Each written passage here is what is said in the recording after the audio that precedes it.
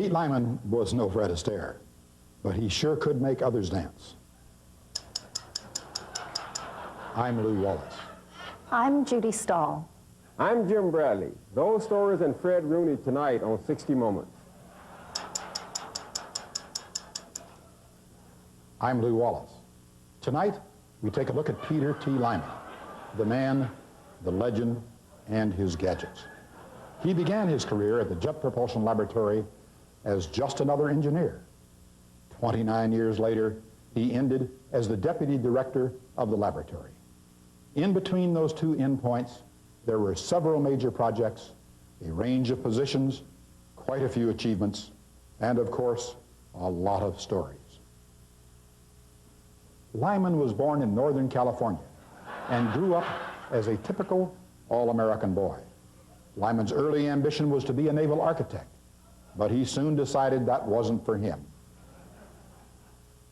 The space age was just beginning when he graduated from the University of California in the early 1950s, and so he joined the staff at JPL. There, success seemed to follow him every step of the way. Pete loved being a manager. He also loved gadgets. There wasn't a portable phone, a ham radio, or an electronic doodad that he didn't have.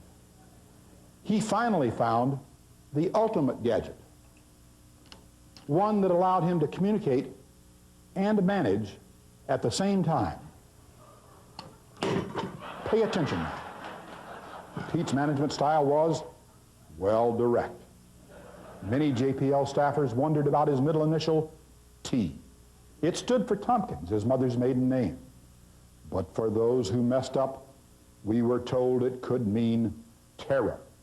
So we asked some of his colleagues, could Peter T. Lyman be difficult to work with? Never. No, no, no, no. Not at all. Never. No, no, no, no. Not at all. Never, never. Is he still here?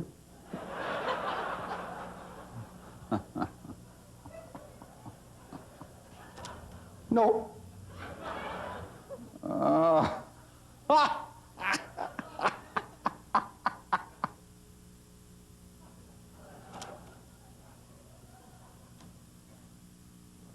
On advice of counsel, my client respectfully declines to answer that question.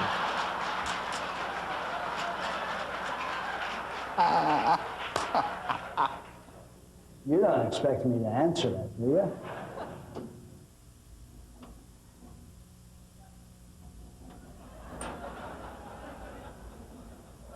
Oh, no, not again.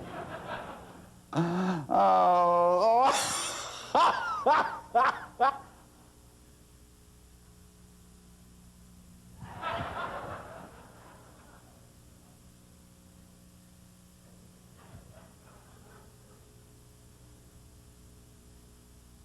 God, what a question. Nah, I never, ever had a problem with Pete. But you must understand, I knew exactly how to deal with him.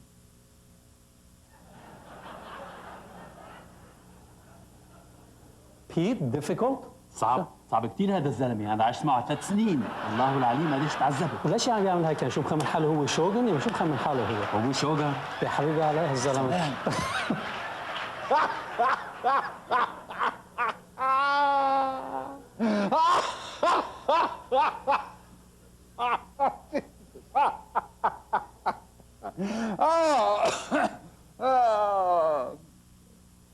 What was the question?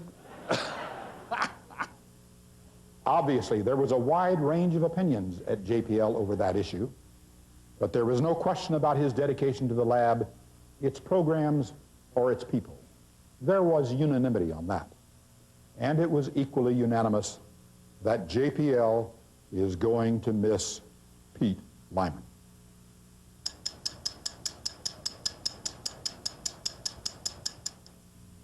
I'm Judy Stahl. In 1990, clean air regulations forced JPL to take a hard look at its automobile situation. As the deputy director, Lyman took it as a challenge to reduce the number of cars moving in and out of the laboratory every day. He encouraged employees to find other ways of getting to work.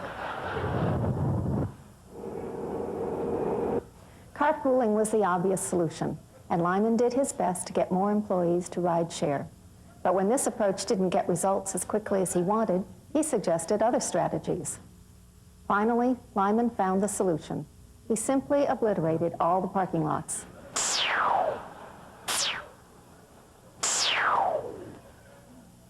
And, his work done, rode off into the sunset.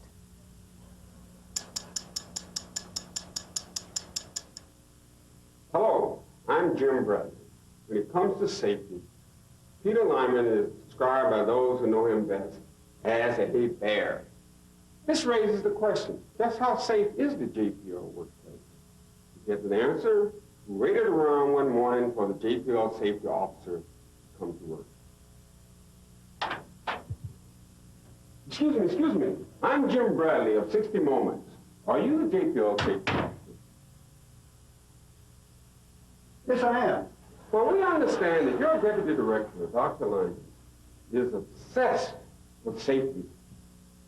We want to know why is that, and in fact, is JPL truly a safe place to work? Yes, JPL is a very safe place to work.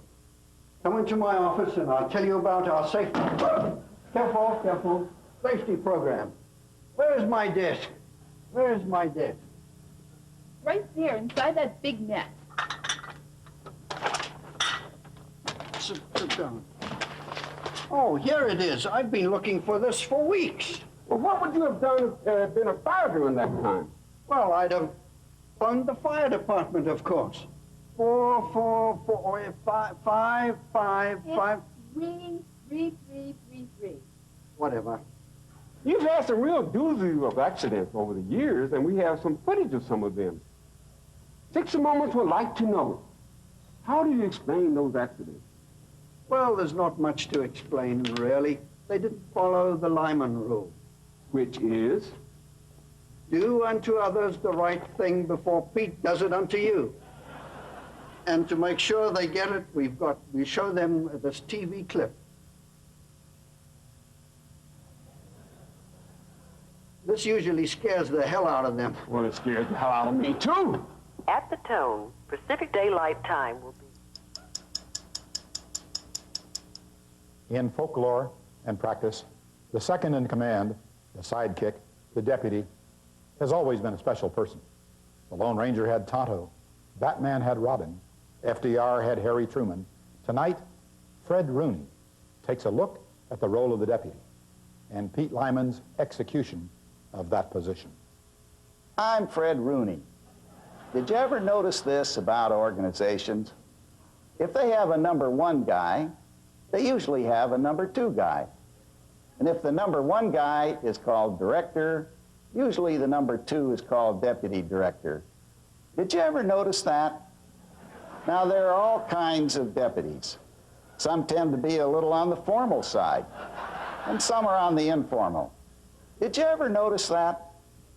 Some are secretive about the way they go about their work, and some are much more direct. Some never raise their voices, some raise the roof.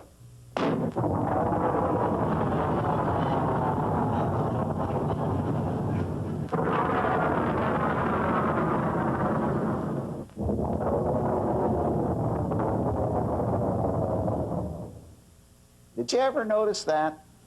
There was a rumor he once raised his voice with John Cassani.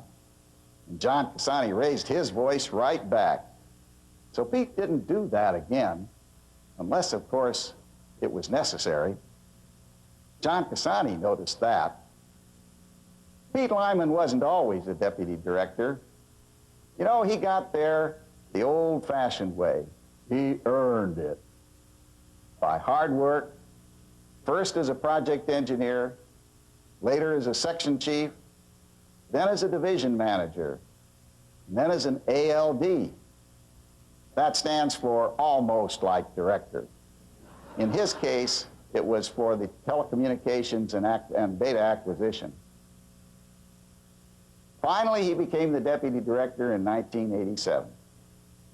And you know, at every step in his career, he was known for his dedication, for his principles, for his energy, for his intelligence, and for his fairness.